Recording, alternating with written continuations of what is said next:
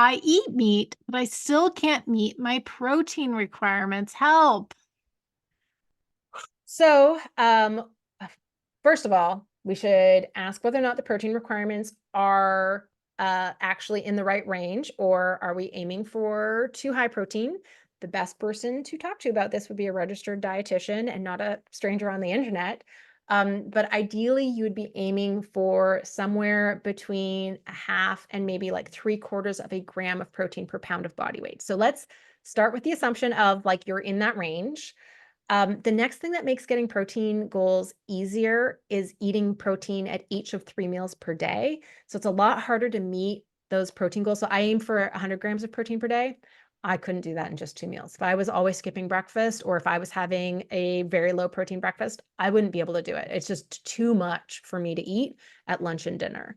So another little tip here is to spread out protein among 3 meals. If you eat a snack, and add a little bit of protein to a snack, right? Some Greek yogurt or some jerky or some, I don't know, canned fish, or adding a scoop of protein powder, collagen protein to a beverage, right?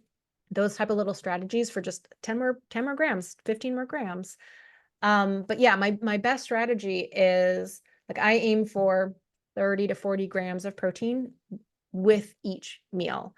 And my go-to protein foods are fish, meat, Greek yogurt.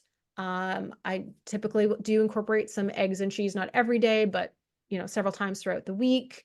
Lots of legumes. I love lentil-based pasta or chickpea-based pasta. That can pack a lot of protein punch in a food that normally doesn't have any or hardly any. Um, Snack foods like roasted edamame. Um, love me some canned fish as a quick way to get some protein.